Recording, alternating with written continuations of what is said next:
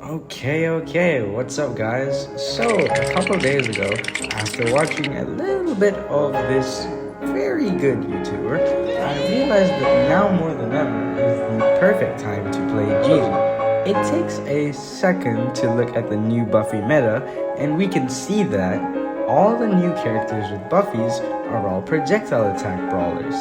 And since Buffy's inevitably means that we will see more people playing these characters, Gigi is in a perfect place to meta counter. So today I wanted to show you guys not only how I pushed her to Prestige 2, but went from 0 to 2,000 trophies in a couple days and at level 9. To prove that, I have this screenshot.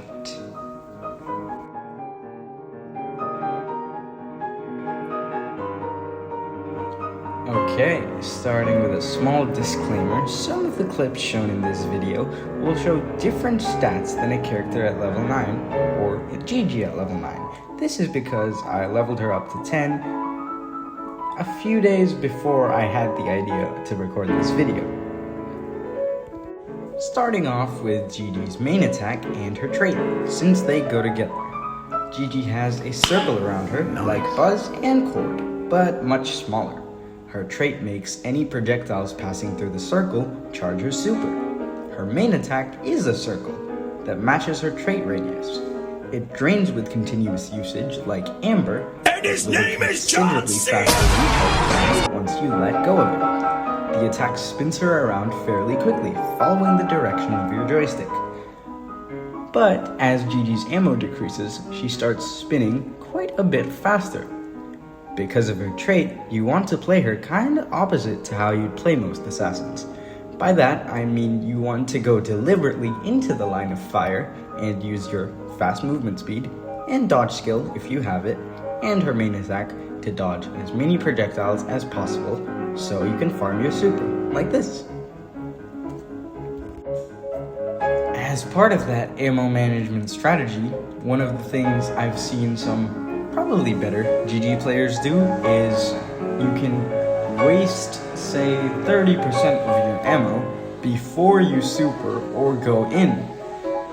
Because what this does is, like we said before, Gigi spins faster, which means she deals damage faster the lower ammo she has. So, well, it works in theory, and I've only tested it once in a real game. But basically, as you see here, I see my Mortis going in, I know my enemies are going to waste resources, so I start spinning a little bit to get around the corner, and by the time I start hitting the enemies, I'm already at 70 to 60%, which means I'm spinning much faster, and I'm able to go for a team wipe and get a flashy goal. Something else that's really important when using her super is to watch your health bar, perhaps even more than you want to watch the timer. If you time it right, you can do the perfect amount of damage and you will always get star player. But the other thing is, if you teleport into a full team with full ammo and supers or anything like that, you will get instantly bursted to oblivion. So it's a good idea to play smarter and less aggressive and go in after baiting a few shots or waiting for them to waste resources. Like see here, before I super to go for the ball and get a kill, I wait for them to waste all their resources on my teammates so that they have nothing to shoot me with. Another thing I've noticed is that Gigi actually has some of the best save-making capabilities, especially for my favorite modes like hockey and brawl ball.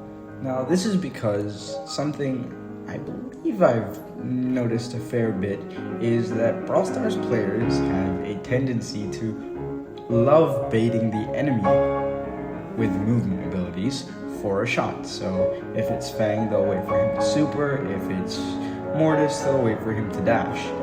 They do the same for Gigi, but the thing is, Gigi's different with the fact that she can teleport back. Now I would say it happens a fair bit. What I've seen people do is because they know that a character is going to move in a certain direction, they shoot at what would seemingly be the most unreachable place, which is exactly where the person started moving from. So if you know Fang can go left, right, or forward, you just shoot at his feet the moment you see the super animation. Now the thing is, if you do that with Gigi, well, if you're a good Gigi player, you can time it and super right back to save the ball. This is what you could call a fake out. And I can prove that it works with this. So now we get to build. Obviously, build is dependent on your playstyle as a human and what you prefer. I've been known to go for flashier builds, even when it's not as practical. But what I would say for Gigi, based on how I've played her, is the first gadget is a pretty obvious choice. The second one seems to have very situational viability and almost none at that. As for star powers, both are good, but with the way I play her, which is kinda like playing a striker in FIFA, you would definitely want the second star power, as that heal can be absolutely clutch if you're in a tight spot. For example, this is something else I find really important. Gigi is a very situational brawler. If you play ranked and you're good at drafting, which I'm not since I don't play ranked, you can probably bait your opponents into going a squishy pick and then just pick Gigi. If you have it at last, it should be a free game, unless they happen to have like Bolt and Kit or something.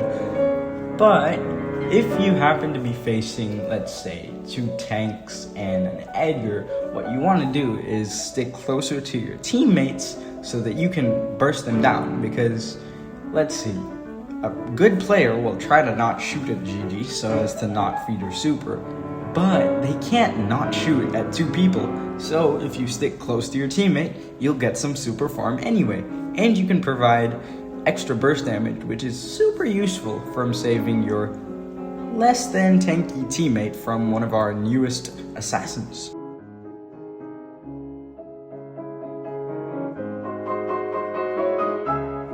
Not only is she matchup dependent, she's also map dependent. I know there are players that love picking tanks like BB on a very open map. Let's see, Backyard Bowl for example.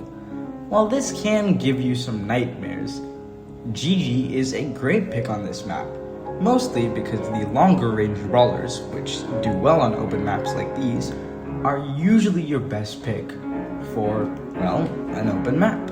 And so what you can do there is you will pretty much get an instant super, because your enemies have no choice but to actually fire some shots.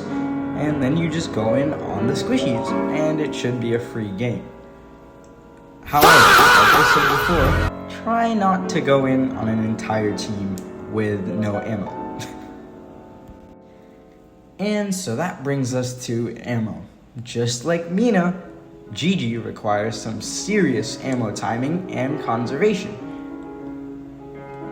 As a Mina main, you do not want to get caught on your third ammo without your combo and with nothing left, like no super and no gadget. So Mina mains are always playing for the right combo so that they're not left with nothing after they finish.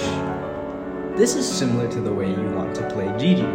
You do not want to teleport in without ammo, since she does not recharge or lose ammo while she's supering. So if you did, that would basically leave you in a situation where you could only have a small chance of dealing the bonus damage you get when you leave, which is not that much value.